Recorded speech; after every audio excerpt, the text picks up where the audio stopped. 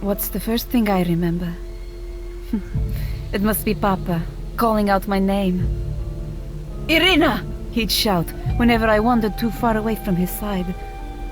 When I was little, I thought he was just being silly. Now I know what he felt. He was afraid. It's not that my childhood was hard. The villagers tipped their caps to Papa and called him Burgomaster. I lived in a fine house with a father and brother who loved me. Yet, something was missing. Something I can't describe or explain.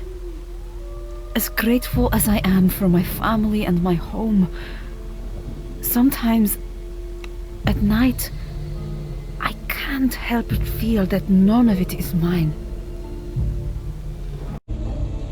I grew up here in the village, in shabby old Barovia. And ever since I can remember, its people have never seemed quite right to me. Papa burned bright with life. My brother Ismak too. But the others in the village, most of them just flickered. As if they were barely there. Castle Ravenloft looks down on the village, watching us all. As a girl, I always wondered who lived up in that splendid building on the hill. But when I asked the grown-ups about the castle, they told me to mind my business, or else I'll bring the curse of the demon Strahd down upon us. I had so many questions, but I learned not to ask. Not to ask why the doors were barred at night. Not to ask why I couldn't go into the forest. Not to ask what had happened to my friends who vanished without a trace. Always stay close to your home, little one, they told me. And fear the devil Strahd above all. Sometimes, at night, I dream of a world of light. A world where the sun blazed like a bonfire instead of hiding behind the mists. In my dream, I'd walk through the warm sunlight to a little pond. Suddenly, I'd realize that someone was missing. Someone who was supposed to be there. And then, I would wake up to the cold and the dark. One day when I was grown, I went to the marketplace to buy some lamb for dinner. There I was, chatting away with the butcher, when I suddenly realized that everyone else had gone silent. They were all staring at a tall man in expensive clothes who had just arrived in the square. And this man, he was staring at me. That was the first time I saw Count Strahd von Zarovich. The night after I went to the marketplace, the Count himself appeared at our door. He called me Tatiana, said he'd come to see me. Papa and Ismak were terrified. I was not. This was the demon that kept the entire valley paralyzed with fear. He looked just like a man to me. But then, Strahd looked at me. I saw the blazing hunger in his eyes. And then, I remember no more. Later, they told me that Strahd bit me, like an animal. I have no memory of this, though the holes in my flesh showed it was true. I remember only darkness, and dreams where I ran and then fell. When I awoke, they told me I had been in a fit that lasted for 3 days.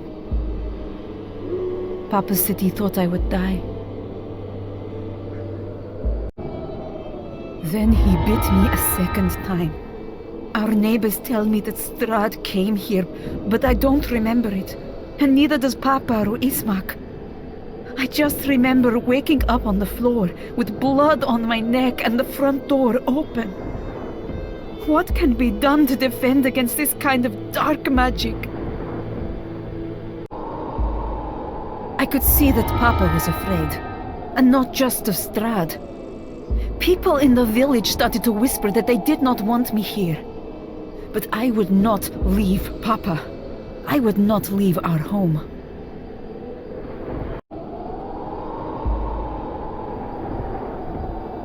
I vowed that Strahd would not have me, and Papa agreed. To keep the demon at bay, we barricaded ourselves inside our home. So Strahd sent his servants for us instead. Night after night, the wolves came and beat against our door. Their howls kept us awake until we thought we would go mad from lack of sleep. Papa died on the 7th night. His heart couldn't take the strain, poor thing. Ismak and I thought that Strahd would surely attack in force, but no wolves came that night. And indeed, no wolves have come since. Maybe Strahd is giving us time to bury our dead, treating us like honored opponents on the battlefield. Or maybe he knows he has already won. Now, we wait. We wait for Strahd to come a third time. We wait for the darkness to take me at last. Ismak has given in to despair since Papa's death. He says he does not believe Strahd can ever be stopped. I try to be more optimistic, but it becomes harder with each day. One thing I know for certain. If I am to resist Strahd, I cannot do it alone. Last night I dreamed of the light again. This time a man stood in the sun by the pond. A man I had never seen before. He held up his hand, and in it was a sword that blazed with light. He told me that night was ending, and help would come with the dawn. When I woke up, it was still dark, and I could hear the wind howling outside. But this time, I could feel a warmth within me. A light that refused to go out.